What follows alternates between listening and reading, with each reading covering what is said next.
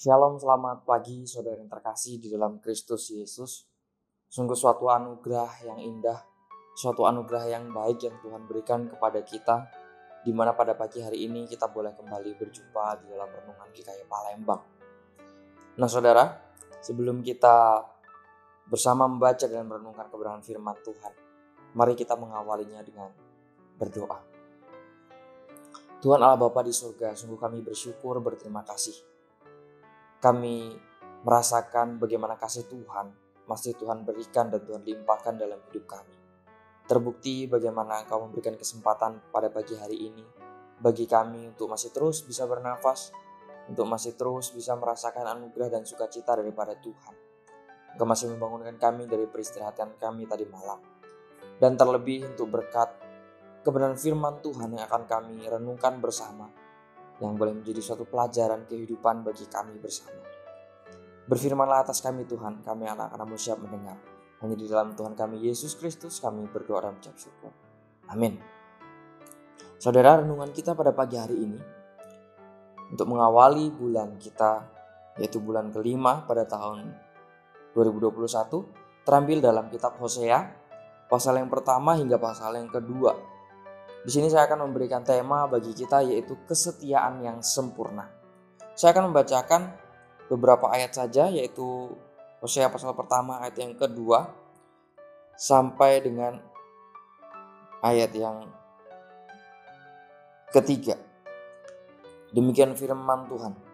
Keluarga Hosea sebagai gambaran Israel yang tidak setia.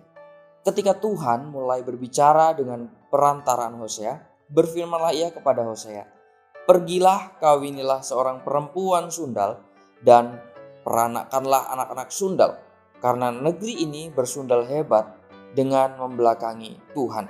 Maka pergilah ia dan mengawini Gomer binti Diblaim, lalu mengandunglah perempuan itu dan melahirkan baginya seorang anak laki-laki. Nah saudara, di sini jelas kalau dalam LAI memberikan tema bagi kita keluarga Hosea sebagai gambaran Israel yang tidak setia. Tapi dalam renungan pagi ini saya justru memberikan satu tema bagi kita, kesetiaan yang sempurna. Berbanding terbalik memang. Tetapi di sini kita akan melihat bersama. Saya mempunyai sebuah gambaran demikian. Dalam sebuah keluarga, dalam sebuah hubungan, baik itu suami istri maupun pasangan anak muda, pria dan wanita, dalam menjalin komitmen, dalam menjalani hubungan, pasti keduanya membutuhkan yang namanya suatu kesetiaan, bukan? Jikalau tidak ada kesetiaan ketika menjalani suatu relasi hubungan, maka dalam menjalani hubungan ini pasti juga tidak akan berjalan dengan mudah, tidak akan berjalan dengan baik. Nah, ini gambaran yang sebenarnya Tuhan inginkan juga dalam kehidupan antara hubungan orang Israel dengan Tuhan. Hubungan Allah dengan Israel itu seringkali disamakan dengan ikatan pernikahan. Misalnya saja kita bisa melihat dalam Yesaya 54 ayat 5, lalu dalam Yeremia 3 ayat 14 dan lain sebagainya. Tindakan Israel di sini dalam firman Tuhan yang kita baca, yaitu adalah tindakan di mana bangsa Israel membelakangi Tuhan. Bangsa Israel menyembah dewa-dewa lain selain daripada Tuhan. Artinya apa? Di sini bangsa Israel sedang tidak melakukan kesetiaan kepada Tuhan. Bangsa Israel melakukan perzinahan rohani. Bangsa Israel adalah bangsa yang tidak setia kepada satu Tuhan. Nah, di sini pernikahan Hosea itu akan menjadi pelajaran, akan menjadi suatu peragaan bagi kerajaan utara yang tidak setia. Gomer mungkin sekali bukan seorang pelacur ketika menikah, ya. Bukan seorang pelacur ketika menikah. Tetapi kemudian ia akan melakukan perzinahan dan kebejatan jasmani di belakang si Hosea. Ya. Gomer akan menjadi contohnya di sini. Meninggalkan Tuhan itu bukan hanya membawa dia kepada penyembahan palsu, tetapi juga kepada norma kesusilaan yang makin rendah. Pola kehidupan tunasusila yang sama dapat dilihat dewasa ini, manakala umat Allah berbalik dan pengabdian sejatinya tidak lagi hanya kepada satu Allah saja. Kita bisa melihat bahwa nama Hosea ini berarti keselamatan. Diperkenalkan sebagai putra Beeri dalam Hosea pasal yang pertama ayat yang pertama. Tidak ada lagi yang diketahui tentang nabi ini selain beberapa kilasan autobiografis di dalam kitab itu sendiri. Hosea adalah penduduk Israel, bukan Yehuda. Dan Hosea, ia bernubuat kepada bangsanya sendiri. Kenapa dikatakan Hosea bernubuat kepada bangsanya sendiri? Terdapat beberapa hal yang tampak dari pembacaan kita pada pagi hari ini. Yang pertama, banyak acuannya kepada Israel dan Efraim. Lalu yang kedua, acuannya itu kepada Raja Israel di Samaria sebagai raja kita. Lalu perhatiannya yang mendalam akan kebobrokan rohani, moral, politik, dan sosial Israel. Pelayanan Hosea kepada kerajaan utara ini terjadi segera setelah pelayanan Amos, yaitu seorang nabi Yehuda. Setelah kerajaan ini ambruk selama 30 tahunan. Seperti yang kemudian dilakukan oleh Yeremia kepada Yehuda. Ketika Hosea memulai pelayanannya pada masa akhir pemerintahan Yerobeam yang kedua, Israel sedang mengalami kemakmuran secara ekonomi dan kestabilan politik. Tetapi setelah waktu berlalu, dalam 15 tahun setelah kematiannya, 4 raja Israel terbunuh. Dalam 15 tahun lagi Samaria merupakan puing-puing berasap dan penduduk Israel dibuang ke Asyur. Dan pernikahan Hosea yang tragis ini terjadi. Kenapa dikatakan tragis? Karena pernikahan Hosea ini sungguh merupakan suatu pernikahan yang sangat berat yang harus dijalani oleh Hosea sendiri. Bayangkan dia harus menjalin pernikahan terhadap perempuan, dan nanti perempuan itu harus menjadi perempuan yang tidak baik, perempuan sundal dikatakan.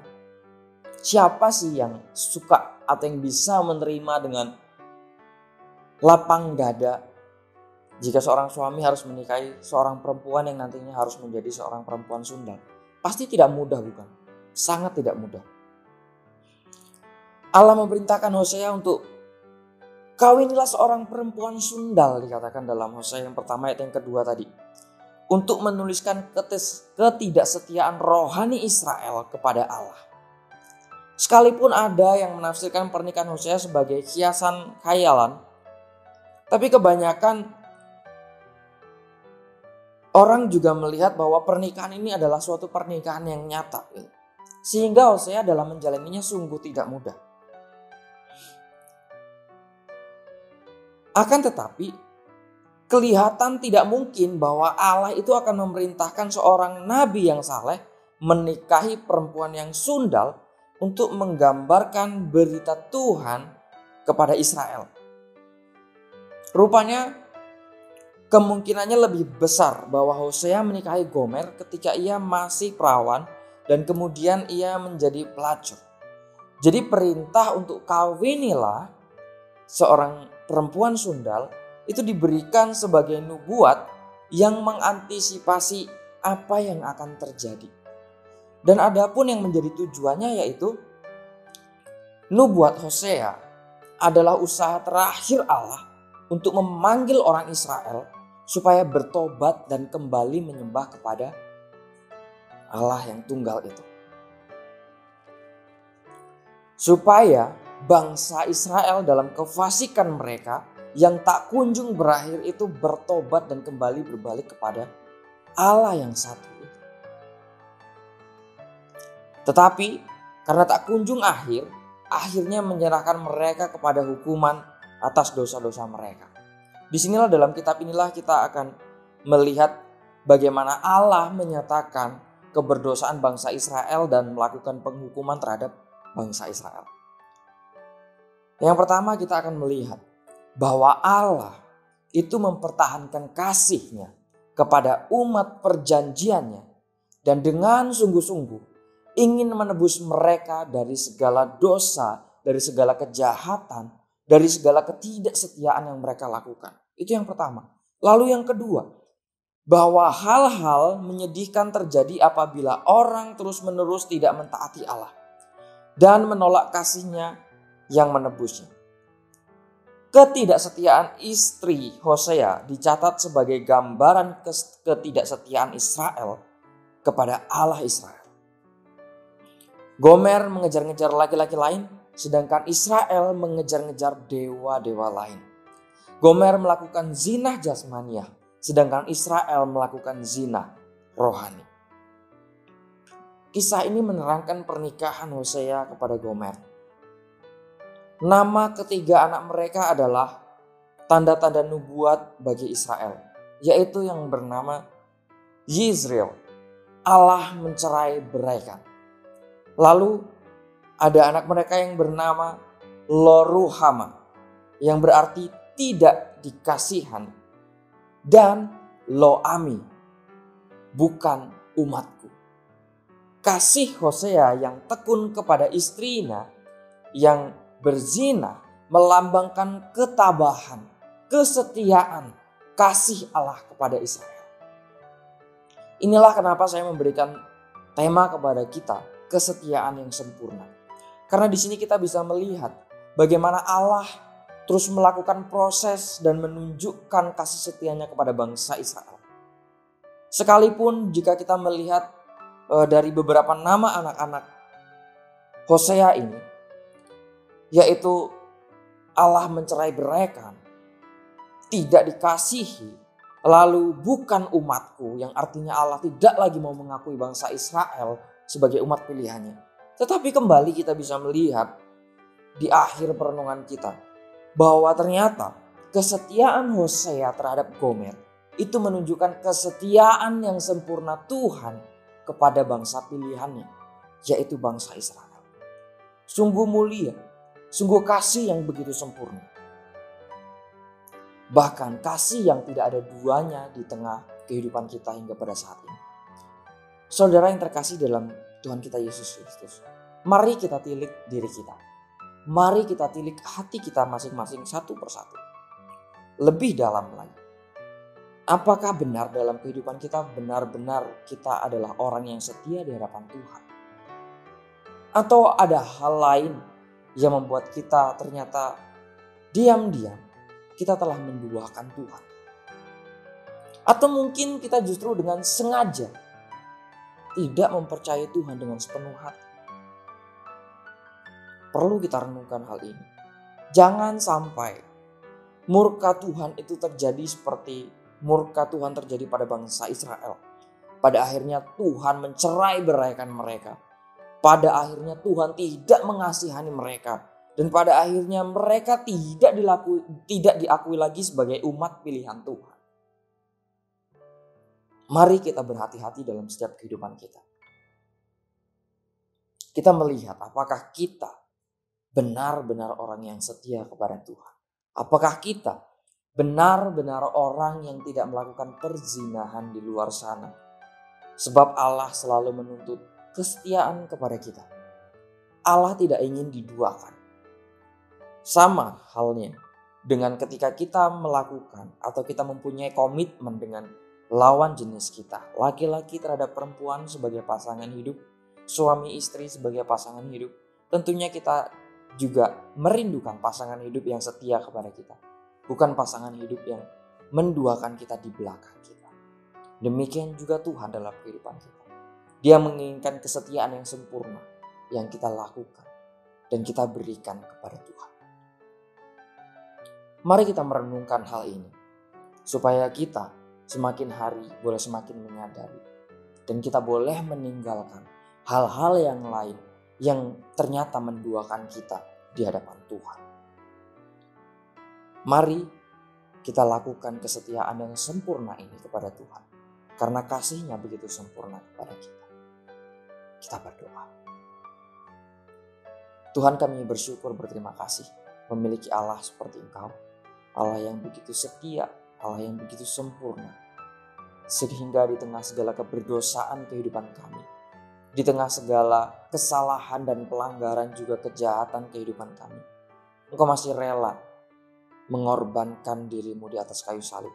Sehingga kami boleh menjadi bangsa tebusan.